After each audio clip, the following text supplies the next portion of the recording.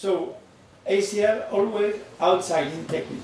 It's what I learned in Lyon, and this is what we are doing.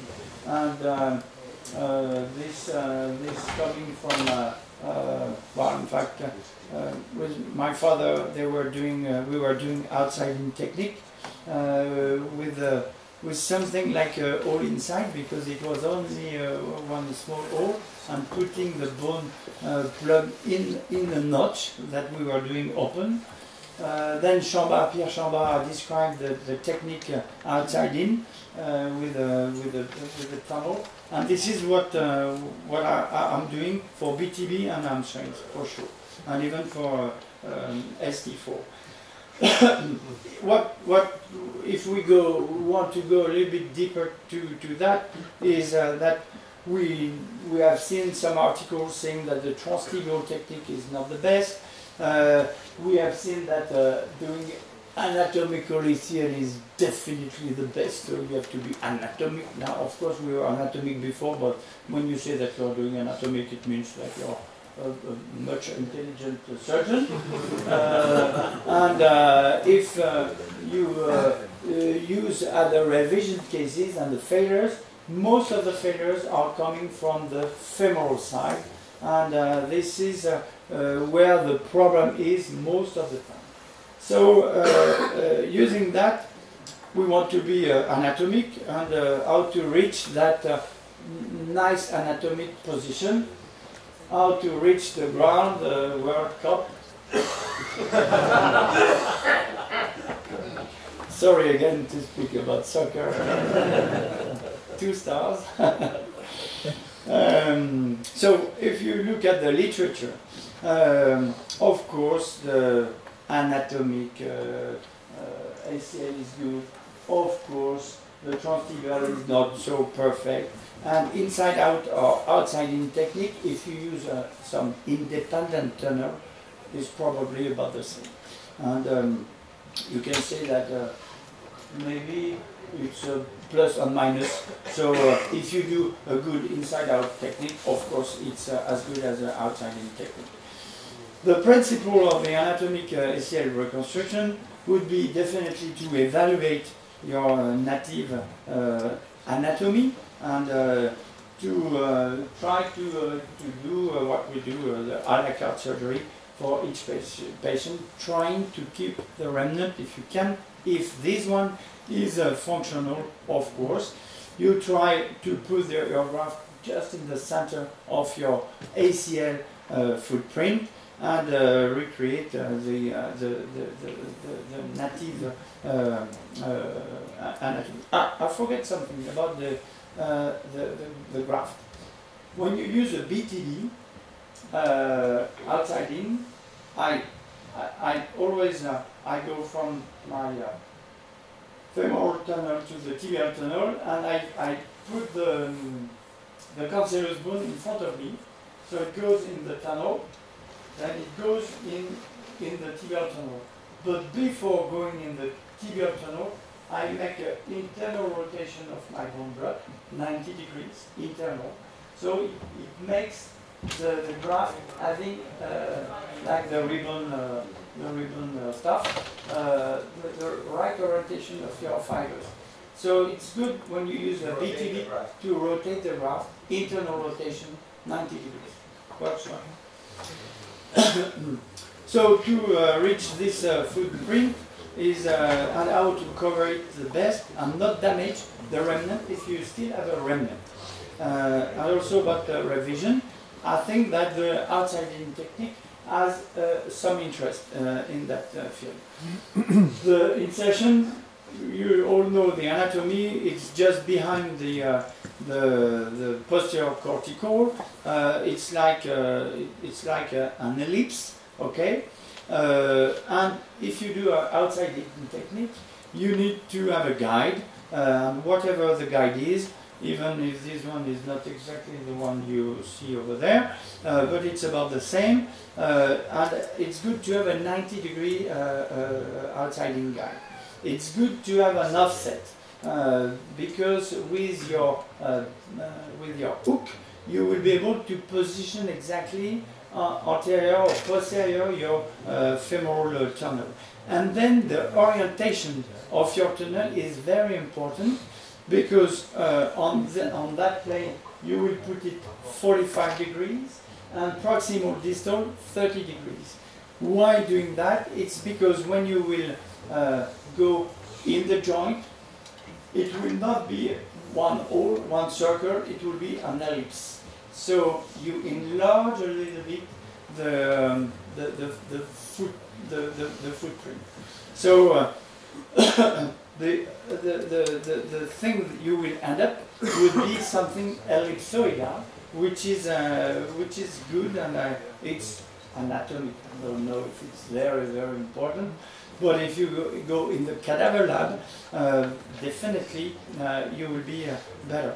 So the first step when you do that, it's to locate the femoral incision, evaluate the remnant you have, of course, and then expose, palpate what you still have. You see a little bit of maybe PL, not really fantastic, but you can keep that also only as a landmark, and that's good. Then I think it's good to use this gouge, this instrument, where you just clean the synovium. You don't use the shaver at that time, and you expose the bone with this gouge. It's very precise. You go posterior. You need to feel that you go in the popliteal area. The shaver is here just to clean and to expose the bone and the fibers of your ACL, and that's it. Just do that, no more, and this would be fine. And then you position your guide, and to position your guide, you have first to position it in the joint. While it's in the joint, then you look outside the joint, because the two things are important. And so we start first with hooking the posterior part of your notch. You try to see the white fibers of your ACL over there, and then you go a little bit anterior or posterior depending, and I want to see the elbow of my guide to know that my pin will be right in the center of my ACL. And then you look outside, because it's very important to know where you will start to drill, not to drill of course in your LCL. It never happens, but you have to look at that, and it's important to be not too posterior, too anterior, right at the 45 degrees angle is really good. The fourth step would be to put your pin, so you would do it very precisely, and then when you have put your pin, you start by drilling 6 millimeter tunnel. So it's good because it's a pre-drilling, in fact. So you will not have too much fractures with going directly with a 10 millimeter drill. And when you have drilled 6, you will pass again your key wire. With a cocker, you can change a little bit and adapt the position of your key wire. And it's very useful for the femoral side, but it's even more useful for the tibial side. And I love doing that, if we do a tunnel technique, of course. What could be the advantage of doing that? The footprint coverage, the aperture shape, it's what I was talking about, the ellipsoidal shape, the tunnel positioning. It's a safe technique, definitely, and you can preserve ACL remnant probably much better. So we have many articles about that, saying and showing that the outside in technique is fulfill all the criteria that we are talking about. The inside out with independent portals and independent tunnels is good too.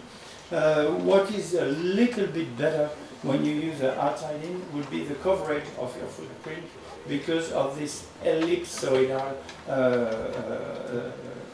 films. So you will have no blowout because it's impossible. You cannot break the posterior wall. It's impossible to have that. And also, if you still have a PL bundle, for example, and you want to keep the PL bundle, when you will drill, when you do outside-in technique, you will never damage the medial condyle, because sometimes you have to be, if you do inside-outside, you have to be very medial, and you can damage the medial condyle. So you cannot have that when you do outside-in technique, and you do not damage the remnant. For example, this one, you see that we still have a beautiful PL bundle. This is the hole I did with outside-in technique.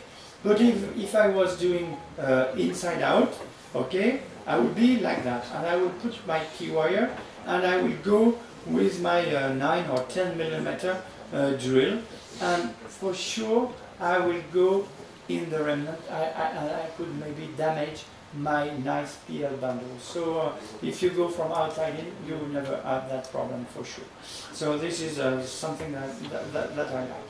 And even if you don't do an outside-in technique in your daily practice for your primary ACL, you have to know this technique and to use it in case of revision. Because when you have such a patient with a very bad positioning of your tunnels, for sure, well, you will use another tunnel and you will not be in problem. I never did any two-stage ACL revision, never. I never grafted any bone tunnel, and because you take another direction, and you drill definitely a new tunnel for your ACL. So that's a very good option. So if you look about advantage, disadvantages, definitely it's a more technical. It's more technical. It's more technical, especially for the graft passage, and especially if you do BTD, because passing the BTD is something very tough. And it's good to have a well-trained team working with you, because you cannot do everything. So you need to have an assistant or a nurse drilling the tunnel, pushing and passing the graft. So you cannot do that only by your own. But the advantage is definitely that you are always anatomic, always anatomic. The footprint coverage is probably better. It's really safe in terms of breaking the posterior wall. You keep the remnant probably better. And these are the advantage for this technique. How many are doing outside-in technique? So not the majority, but it works well. But in revision, this is very important. Yes, always. Yes, in revision that's very important.